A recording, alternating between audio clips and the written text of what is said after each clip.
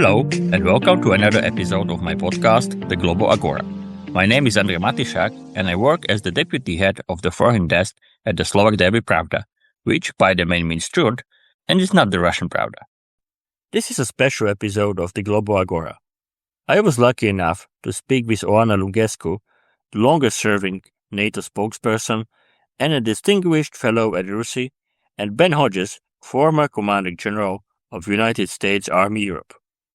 The interviews were recorded separately, but I decided to combine them because I believe they provide a very interesting and comprehensive preview of the upcoming NATO summit in Ankara, which will be held on June 7 to 8. Listen to our conversations. The first part features Oana, followed by Ben. If you enjoy what I do, please support me on Ko-fi. You can find the link in the description of this episode. And now, on to the new debate. Oana, what should be the main message of the NATO summit in Ankara in terms of how the alliance is ready to function in the age of Donald Trump, the continuing Russian war, and a very complex global security environment?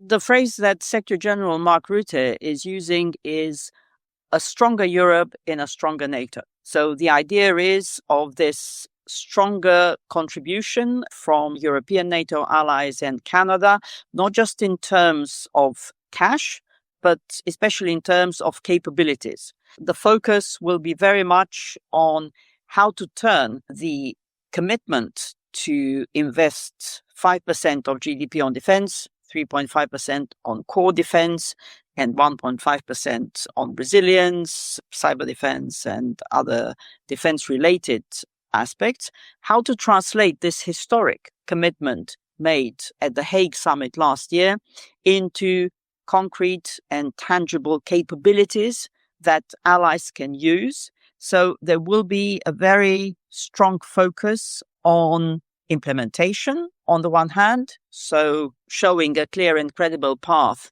that for each NATO ally to reach this goal by 2035 at the latest, but also on defense industry.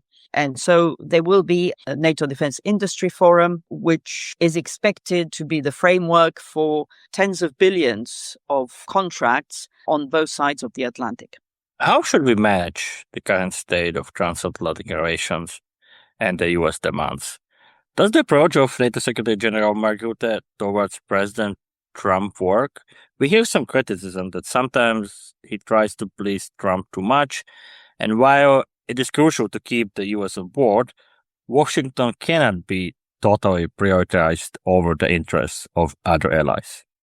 The Secretary General of NATO, whoever that is, has one job, that is to keep the family together and to keep the United States within the transatlantic family. Because the reality is that without the United States, NATO would be a very different alliance, and clearly a much less capable alliance at a time when we live in a world that's getting even more dangerous by the day.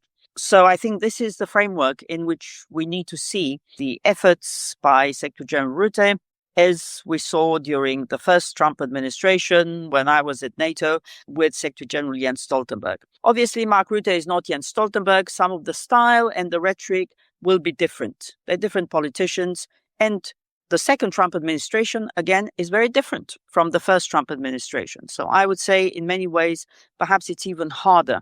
So even though clearly not everybody likes Mark Rutte's statements or rhetoric, I think practically every European leader realizes that he's the only one who can play this role. So he's not running for office again in the Netherlands. He doesn't have to please a particular public, so he doesn't have to look at opinion polls as much as national leaders have to. And the question is, how effective is he? Because he needs to do whatever it takes to keep the alliance together. Until now, I would say he has been pretty effective. The summit in The Hague last year was a success despite all odds and all the expectations. And I expect that the summit in Ankara, even though it's going to be challenging, will also lead to a message of transatlantic unity. But of course, we don't know. You cannot predict the atmospherics of the summit, which are always dynamic. And so we'll have to see in what mood President Trump arrives from Washington. Diplomats and officials at NATO headquarters here in Brussels are hoping that the good atmosphere and the constructive type of language that we've seen at the G7 summit just a few days ago will continue into the Ankara summit. And I think it's good that there are long-standing personal relations and trust, I would say, good chemistry between President Trump, Mark Rutte as Secretary General, and President Erdogan of Turkey, who will be the host for the summit. Does the host make any difference? For example, how Trump might feel about NATO? I think the host, even though, of course, the person who chairs the summit is Mark Rutte, is the Secretary General. It's not going to be President Erdogan. But of course, the hosts can play a certain role in the atmospherics. There will be a dinner the night before the summit where all the leaders will be invited, and also President Zelensky of Ukraine, EU leaders, leaders of the Indo-Pacific, 4 partners, and I would expect also a number of countries from the Middle East who are partners to NATO.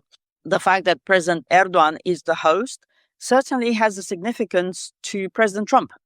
And we heard him say that literally at a recent meeting with Mark Rutte in Washington, when he said, well, maybe if it hadn't been President Erdogan, I wouldn't have gone. And then Mark Rutte turned to him and said, well, but also you're also coming for me. And said, yeah, of course.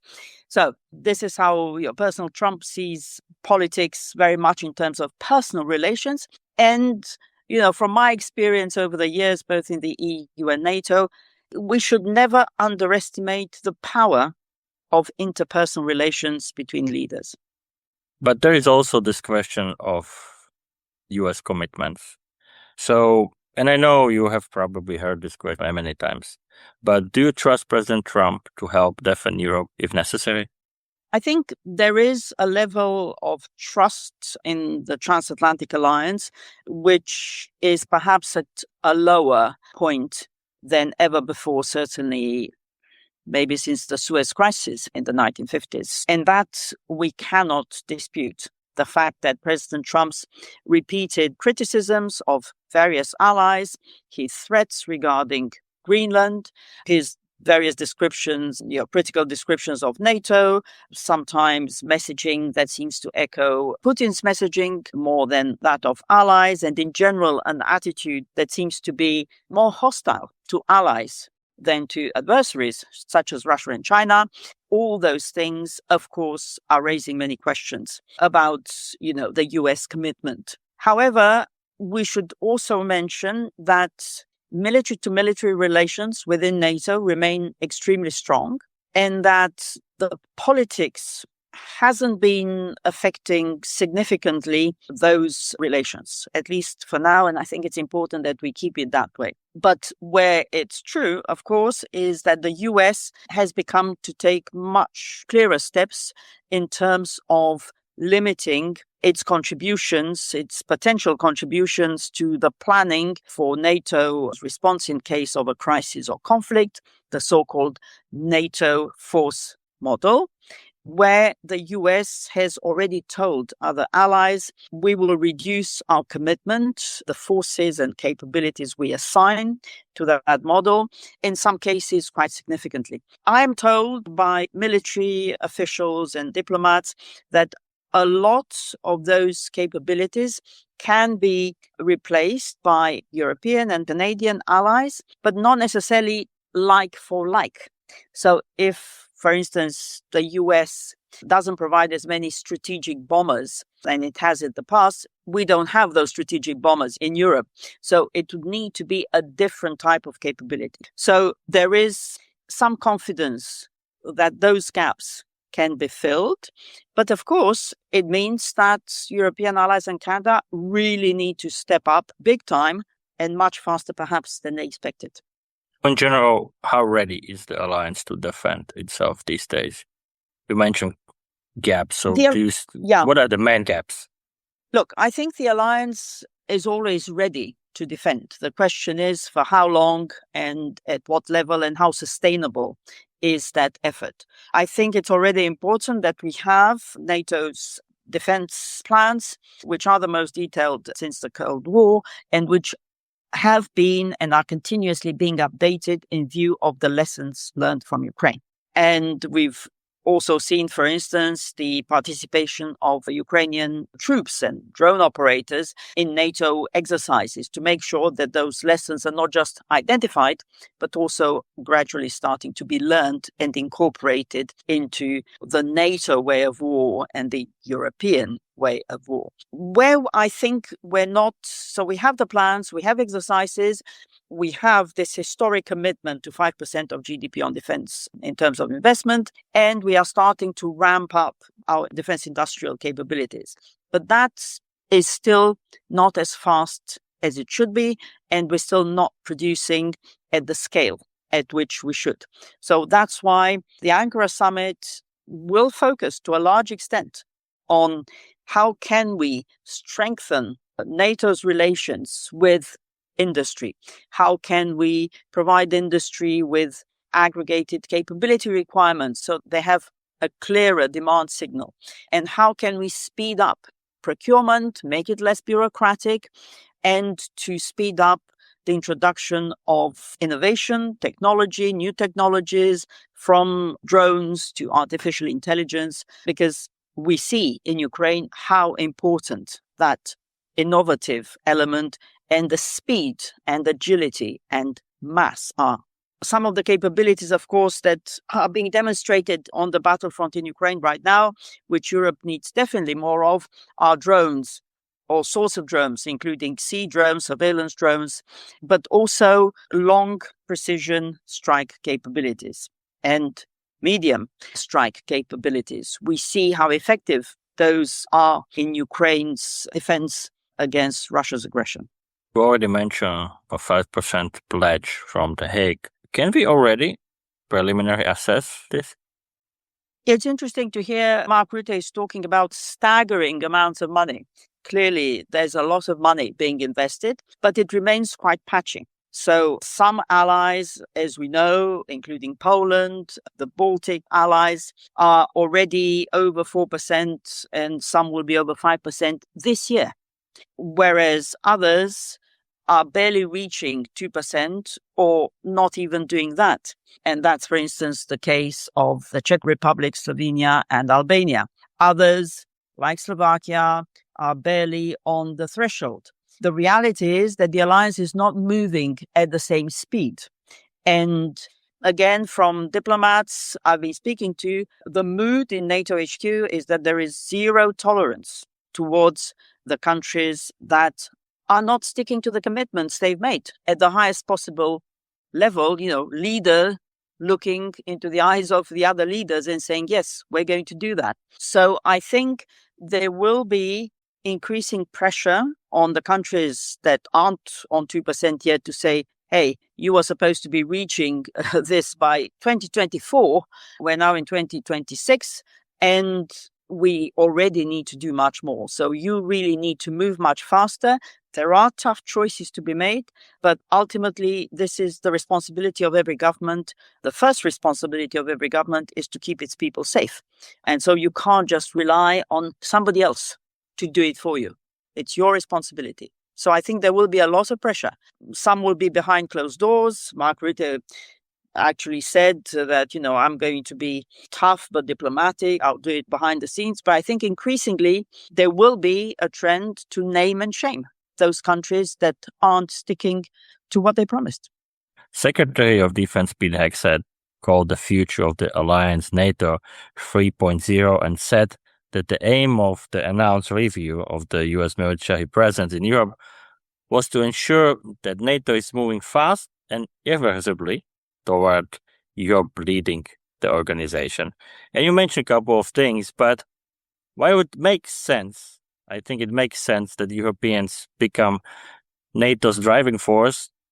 Where do you see the greatest challenges in this approach? Financial, political, military? Probably all of the above. I think just by looking at history, we see this message from the Trump administration about Europe and Canada not taking their defense seriously enough. And the message is not a new message. We may not like the tone of the message because it's getting increasingly brutal, but the core of the message is absolutely correct. And it's a message that American leaders, presidents have been, it's a question that they've been asking since President Eisenhower and President Kennedy and President Obama. Basically, why should Americans take Europe's security more seriously than Europeans themselves? And if you just think of it, yeah, they have a point. So for how much longer can this last? Clearly, not for long. It doesn't mean that the United States should disengage from Europe, and Washington insists that this is not the intention. They want stronger partners in the alliance. But it does mean that the trend is from dependency to partnership. And that's a line that has been used, for instance, by Elbridge Colby, the Pentagon policy chief working with Pete Hegseth. This is the trend. So it's no longer even burden sharing, it's burden shifting, so that Europeans can be in the lead for the conventional defense of Europe. I think in the next few years to come, and as soon as possible, while the United States maintains its contribution to the defense of Europe with key and unique capabilities in a more limited quantity, because of course it also needs to look to China, the Indo-Pacific, but also the Western Hemisphere. Now we see also the Middle East. So it has multiple commitments across the world, but will maintain this more limited contribution to Europe's conventional defense and also the nuclear umbrella over the continent, which of course is absolutely vital for the defense of Europe. It's the ultimate deterrence. I think that, frankly speaking, I think that the message is right. I mean, from the Americans, I think the problem is with the messengers. And of course, when President Trump claims that I don't need your money, I need your loyalty, of course, I think we need solidarity in NATO, but not total obedience towards Washington. Don't you think so?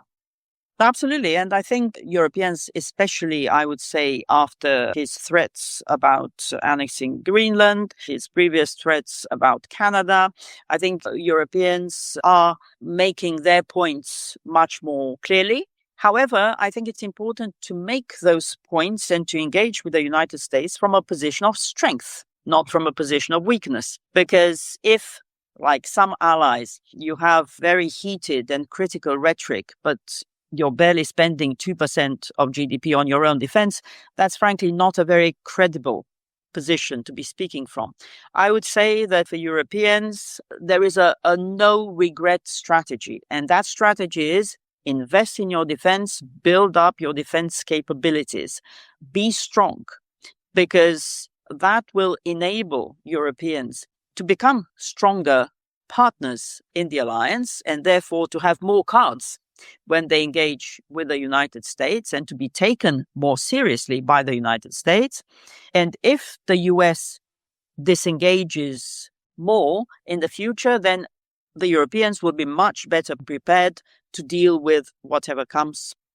So last two things, Oana.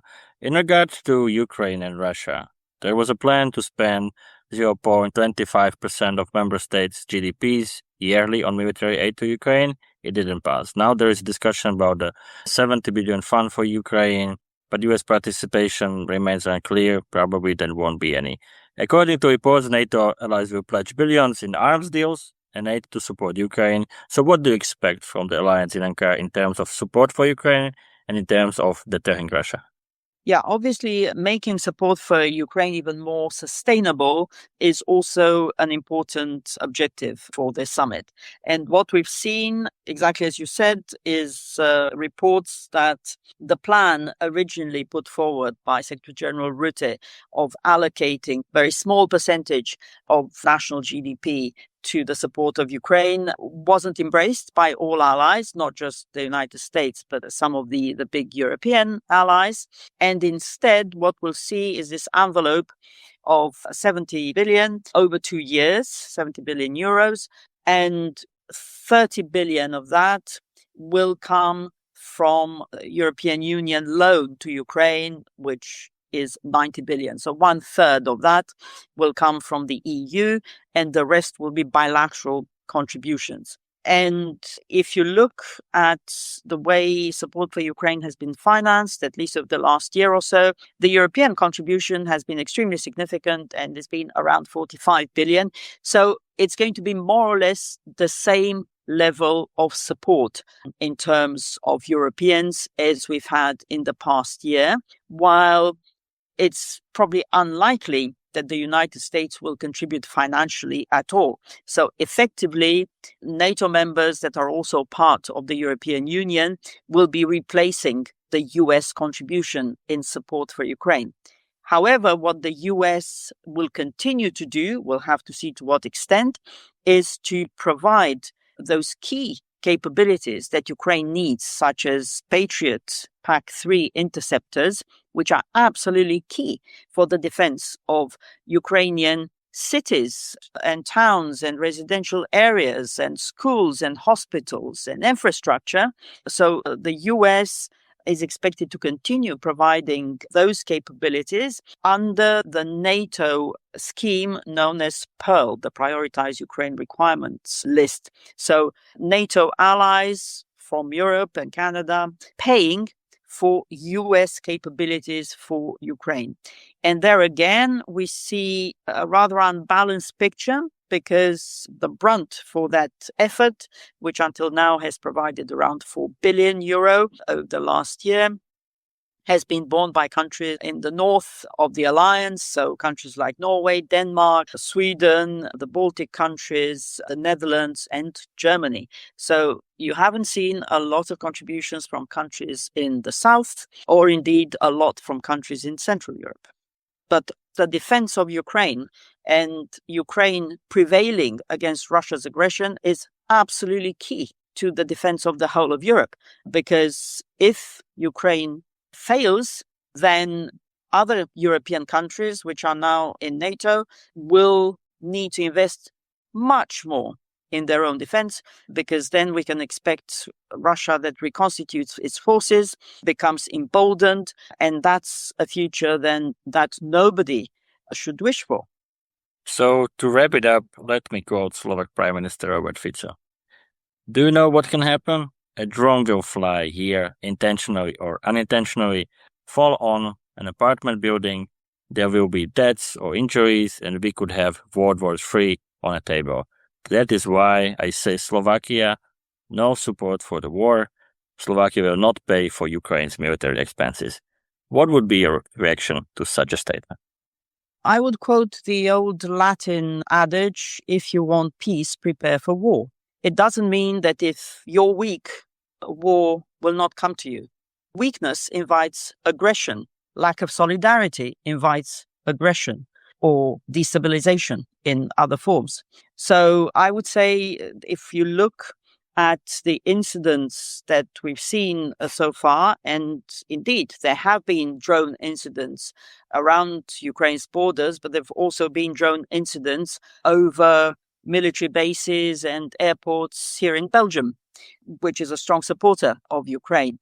So I think the drones that we've mainly seen have been either Russian drones or air and missile defense from Ukraine trying to protect their population and territory from Russia's aggression, or Ukrainian drones that have been affected by spoofing or by jamming.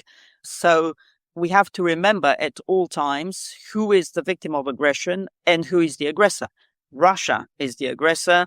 Ukraine is the victim of aggression. And under the UN Charter, every UN member state has the duty to help a country's self-defense. And that is the case of Ukraine facing Russia's aggression very bravely. And actually now, as we see, starting to turn the tide, turning the momentum on the battlefield through its own ingenuity, with its own innovative military capabilities, and through the bravery of its armed forces. And now, the second part of my podcast, a debate with Ben Hodges.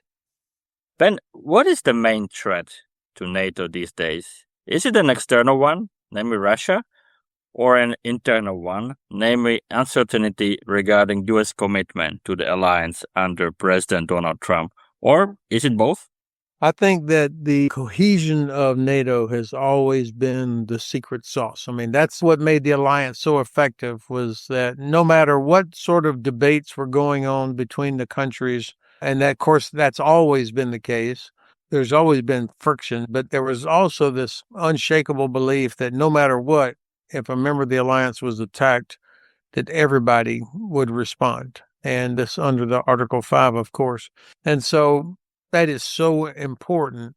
And so whenever anybody questions it or raises the question of whether or not the U.S. could you count on us, or France or Spain or Slovakia or Hungary, I mean, any country, that erodes the confidence that people have in the cohesion of the alliance. And of course, then that raises the risk of Russia making a terrible miscalculation that maybe they could finally achieve their objective, which is to break NATO. So these things are connected. I think it's very unhelpful that the American president allows this question to hang out there, and his administration as well. But it's also unhelpful when other countries do things that damage the cohesion of the alliance. Do you think that Trump could stop with this? Basically, if there would be one announcement, okay, I am committed to NATO, end of the discussion. Could he do it? Well, I think he could. Number one, of course he could do that.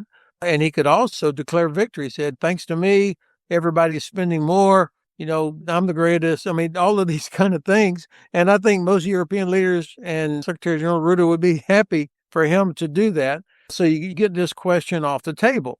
The size of the troops strength in Europe, capabilities that we have here, those have changed all the time. I mean, when I was a lieutenant during the Cold War, we had almost 300,000, mostly in West Germany. So the fact that the numbers have come down, that's kind of normal. If it's based on strategic analysis, that's normal. If it's based on somehow as a reward or punishment for different countries, that's not good strategic thinking. But the president could take credit if he wanted for countries increasing their spending, and then he could continue to put pressure on countries to do more, but get the issue of whether or not the U.S. is reliable, because this is also damaging the U.S. defense industry when countries are perceived that the U.S. is not reliable. Ben, at the Hague summit last year, there was basically only an indirect mention of the Russian war against Ukraine in the final statement. What kind of support should NATO pledge to Ukraine? Also, in terms of what kind of support should NATO pledge towards defense and deterrence against Russia? And will the summit in Ankara deliver? The number one responsibility for NATO is to deter Russia from attacking. But if Russia does attack, then it's to defeat Russia, to the collective security of all the members. That's the number one job. Of course, the alliance should be looking for ways to support Ukraine, because Ukraine is doing the job of NATO right now. They have stopped Russia. And in fact, the momentum has shifted in favor of Ukraine. So the alliance should be doing everything possible to help Ukraine, whether it's with ammunition, air defense, economic measures, sanctions, political pressure. Of course, every one of the nations in NATO should also be doing that. So it's not just NATO, but it's each of the individual nations should be doing that. And unfortunately, too many of them are not really doing it. The summit in Ankara, I think the number one goal, as it is for every summit, is that they emerge with the unified, and it's clear that the cohesion alliance is there, that it has survived all the different arguments and threats. That would be the most important thing. I will be disappointed, but not shocked, if there's not a strong endorsement for Ukraine. There are some countries, of course, that are weak on this, that don't see the threat the same way. This is frankly where it would be useful if the American president would say, all right, this is nonsense. Of course, it's in the strategic interest of everybody in NATO that Ukraine is successful. Let's say that. Let's say that we want Ukraine to regain sovereignty of their country, and let's give them what they need. That would be the ideal. I don't trust that the Trump administration would be willing to do that. And frankly, some of the other countries also would fall short of that. Yes, in fact, some allies, including the government of my home country, Slovakia, led by Prime Minister Robert Fico, are not in favor of increasing support for Ukraine. Fico said that he doesn't want to see Slovakia's involvement in further military loans or financial contributions to Kiev. What would be your reaction to such a statement? Well, look, of course, Slovakia is a sovereign country. It's the prerogative of the leaders of Slovakia to say that. But I think that it's very short-sighted. The best way to make sure that Russia does not continue its aggression after Ukraine, but against NATO countries, is for Russia to be defeated by Ukraine. If Ukraine fails, it would only be because we in the West failed to help them. And then the Russians have said, they want Estonia, Latvia, Lithuania. I mean, that Ukraine is not the end of it. They say this, and anybody that understands Russia knows this is true. So if they do attack a NATO country, I would certainly assume and expect that Slovakia, as a member of the alliance, would respond. Well, so the best way to make sure that no Slovakian troops ever have to do this is to make sure that Ukraine defeats Russia. That's what I would encourage your leadership to think about. What do you expect from the announced 6-month review of the presence of U.S. forces in Europe? I have to say, when I saw a 6-month review, I thought to myself, wait a minute, we just issued a national security strategy back in November. Presumably that strategy was the result of, reviews and analysis of all of our interests and resources and priorities. Why do we have to do another 6-month review to determine what needs to be in Europe? Now, I don't know what will come out of it. I think that General Grinkovich, who is not only a SAC here, but he's also the commander of U.S. European Command, he and his staff will have worked very hard with the Joint Staff in the Pentagon, helping to inform the process and explain what we have, what's needed, and so on. And it is the prerogative of the Secretary of Defense to do this, to help make sure that we have balance between strategic interests, priorities, and resources in Europe as well as around the world. So I'm not against the process.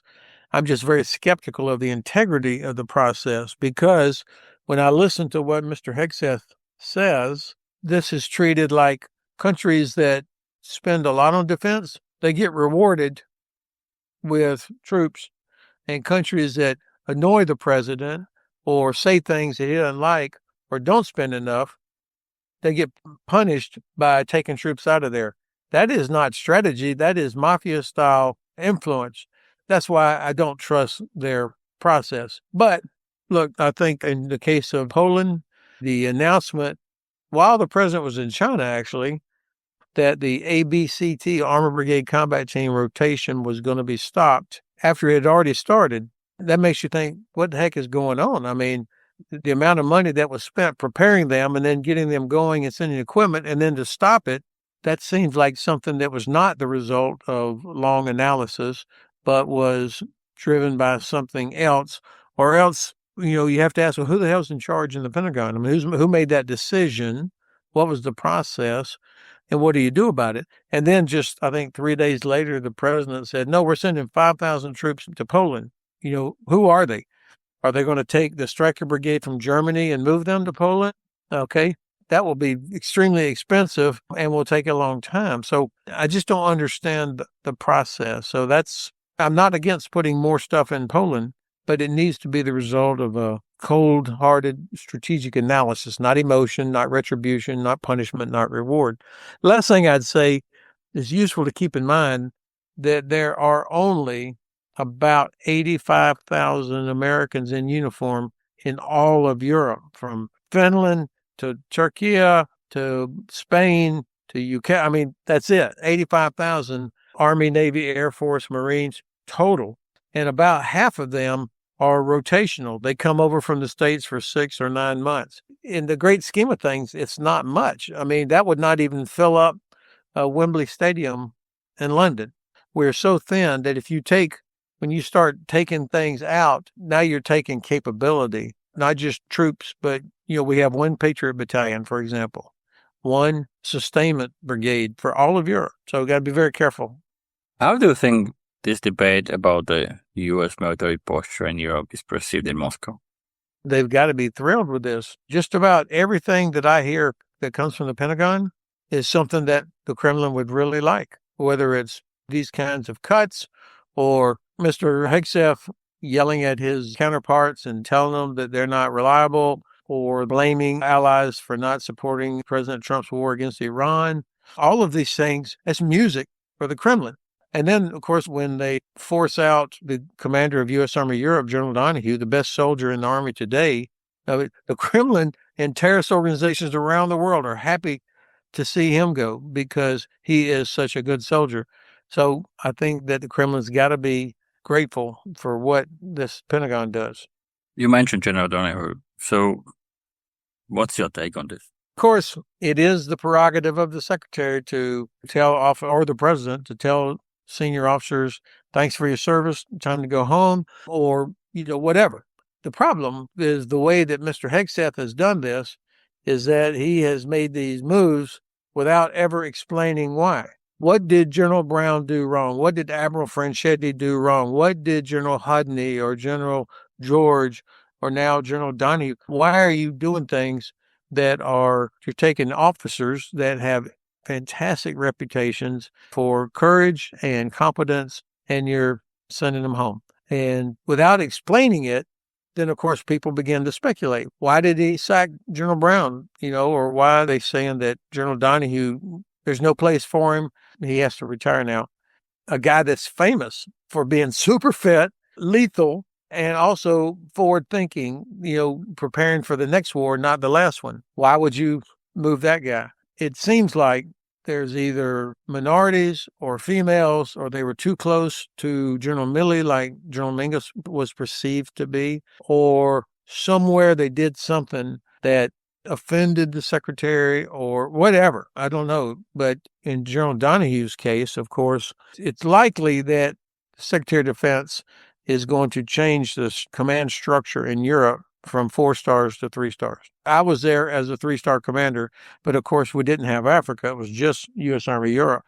So it was put back to 4-star when General Cavoli came along, and then General Williams, and now General Donahue. Okay, what you would typically do is leave the person in the job, and then his replacement is a 3-star.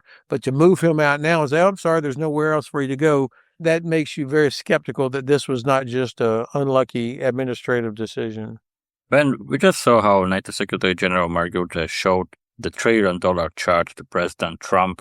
And while this clearly was also a spectacle to please Trump, defense spending has increased across much of Europe. Which military capabilities should allies prioritize over, let's say, the next 5 years to strengthen NATO's collective defense? Well, the number one job is always readiness. So money for training and maintenance and having adequate ammunition and fuel, all the stuff you need, and having enough women and men in uniform to fill your formations or your ships or your aircraft crews. That's the top priority, should be for every defense minister. Are we ready with what we have? The tendency is to think about new equipment. Okay, modernization. Sure, that's a part of it. But the most important thing is what we have. Is it ready? Do we have enough troops in each battalion and on each ship? Do we have enough ammunition for them to train and to fight? Are they able to perform all their tasks? Are pilots getting enough time to fly to be at a top level of readiness? So that should, in my view, should always be the top priority for spending. The second thing I would focus on, of course, is the readiness and resilience of our reserve forces. The people who would be mobilized, that's not only military, but also the civilians who work on infrastructure, for example, power, rail, all the things that would be needed in conflict or in the emergency situation. Are we invested in that, in the protection of our infrastructure from cyber as well as kinetic strike? Now, when you start getting into more specific capabilities, we absolutely do not have adequate air and missile defense to protect our infrastructure from Russian drone attacks and ballistic missiles on the scale of what they do to Ukraine almost every night. We are not prepared for that. We haven't practiced it enough. So that worries me significantly that we're not prepared for that, because the Russians know that a key part of NATO's deterrence and defense is the ability to rapidly reinforce. And so for sure then they would be targeting airports, seaports, power grid, rail infrastructure as part of any attack. And I just don't think we're prepared to defend against that. Long-range precision strike, I mean, we can see what the Ukrainians have evolved to now where they're able to destroy at 2,000 kilometers a Russian refinery. I mean, that kind of long-range precision is something that I don't think we have enough of. And then finally, the maritime component of the alliance. Right now, I'm sure you saw that both Germany and UK are making big decisions, changing what they're doing about their naval programs, for example. I'm not saying we need to have a lot of big ships, far from it, but we need to have the capability to protect our coastlines, to ensure freedom of navigation in the Baltic Sea and the Black Sea, as well as in the oceans. We need to protect underwater infrastructure that all of us, even a country like Slovakia that is not a maritime nation, still depends on what moves under the water. This would be an area that I would really focus on. Ben, last two things. Coming back to Ukraine, I just read an interesting article on the Foreign Policy portal by Leanna Fix and Paul Stars from the Council on Foreign Relations titled, "With America in retreat, Europe now depends on Ukraine." How much are Europe and Ukraine, and of course Ukraine is Europe, but how much is the security of Europe intertwined with the security of Ukraine? Well, I would say that Ukraine has demonstrated what it takes to stop Russia. And as long as Russia is fixed there, it gives us time in the West to reach the level of readiness we need to have to do the exercises, to arm ourselves so that we can have a stronger deterrent. That's number one. Number two, the Russians can see that the West is supporting Ukraine, although not enough, but nonetheless. And I think that's the reason they conduct these gray zone operations to scare our populations so that populations would put pressure on their government to stop supporting Ukraine. Don't give them anything because the Russians will punish us. That's the reason for these illegal violations of airspace and all that the Russians are doing, disinformation, destruction of infrastructure. The real target of that is the population, and hope that they'll put pressure on their presidents or prime ministers to stop supporting Ukraine. And it's working, as we know. And the final question, and I think this will be debated also in Ankara. So how justified or unjustified is Trump's rage over Europeans' failure to help the US in Iran? I want to emphasize that the allies were not informed about the war, and looking at the current situation, the necessity of the whole operation is heavily questioned, not to mention its legality under international law. So does Mr. Trump have a reason to be furious about Europeans' response? No, not at all. Look, this was an unnecessary war. They never could settle on what is the actual objective. They haven't bothered to talk to the Congress about it in any meaningful way. They don't feel obligated to, even though they are. And they really don't even explain it to the American people. It showed a gross failure of understanding or disregard for what the alliance actually is. And, I expected that level of incompetence from Mr. Hegseth. I did not expect it from Secretary Rubio. I mean, longtime senator, always pro-NATO, pro-Ukraine, but he is echoing the Trump line that, this was a loyalty test and the allies failed it. That's absolute bullshit. And so I think that the United States in this case, if there really was a threat and we were going to do this, then we should have been talking with our allies. Hey, look, we're going to have to do certain things. We need to be able to use this airbase, this seaport, or whatever. And frankly, you guys should come with us because of ... They didn't do any of that. So after the fact, now you've got the president looking around for people to blame because this war is going terribly, not because of military failure, but because of political failure by this administration.